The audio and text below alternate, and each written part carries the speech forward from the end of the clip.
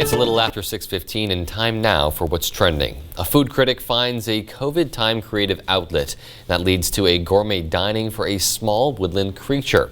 Now it may seem a little nutty, but this miniature gourmet chipmunk restaurant is creative enough to inspire a social media following.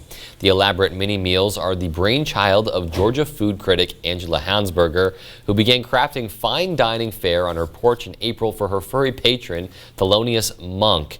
You see, it's funny because he's a chipmunk. Okay, that's enough. Monk has since enjoyed an impressive array of mini meals, including a backyard barbecue and a rodent ramen bar. The hobby has offered the homebound food critic a creative outlet during the pandemic. It's also garnered her thousands of followers on Instagram and a profile in Bon Appetit magazine. So very cute there. I love the little scene she sets up. I think the pictures are the best. They really tell the story there. I love the little mini picnic table and everything.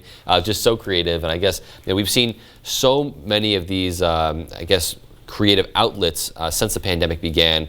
People just kind of bored out of their gourd and need to find something to do. So she's definitely putting her mind to the right place and doing that here. Yeah, show some love to Mother Nature. I mean, it kind of goes that back and forth. I've seen it before where people are nice to animals and animals kind of show that little bit of thanks for that. As far as your joke earlier, Peter, all I would say is stick to your day job. Thanks.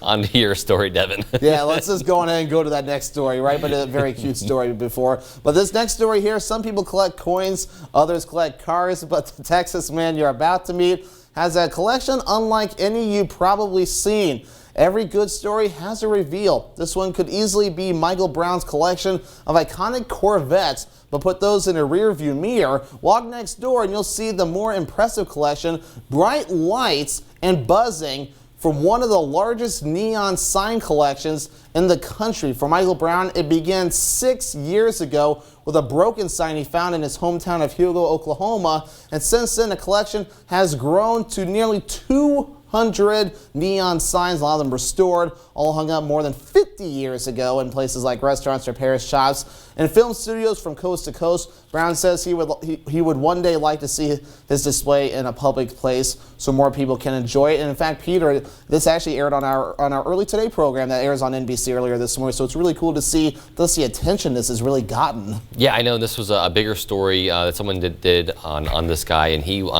really just, like you said, it started off with this just one sign that he found, and it kind of just became an obsession from there for him. And it really is so cool because there's so much history behind all these signs, and I really love what a unique collection there. I've never seen anything like it. It's really unique, and I'm happy to see that because honestly, we need to preserve history as much as we can and maybe kind of let it shine too. It's great to see not only are we preserving it, but we're also restoring it and letting it thrive too, so kids today or kids in the future can see what it was like way back when. Yeah, it's really cool there. And from one flashy story to another, gearheads, it's time to rejoice because Bugatti has unveiled a super light hypercar. So check out this Bugatti Bolide, named from the French slang word for very fast car, with more than 1,800 horsepower and more than 1,300 pound-feet of torque coming from an 8-liter W16 powered engine.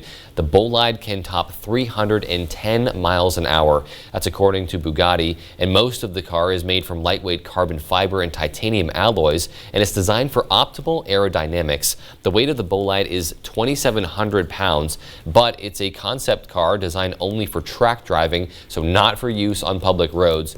Bugatti says it did go around the Nürburgring in 5 minutes and 23 seconds.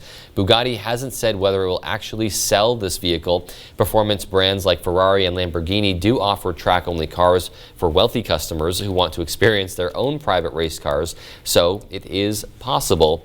I don't know about you, Devin, but even if someone offered me just to try out this car without purchasing it, I might have to turn it down because knowing me, I would want to try it and see how fast I could get and probably would end up crashing. Yeah, knowing your luck, that probably would be me too, where you try to go too fast and then boom. I mean, honestly, set aside race tracks and stuff, why would you go 300 miles an hour? That is ridiculously fast. Yeah, definitely a little bit too fast for me, but I'm sure there are people out there who that thrill is just right up their alley. That thrill might be right up their alley. Who knows? We might see it as far as races someday on TV. You never know.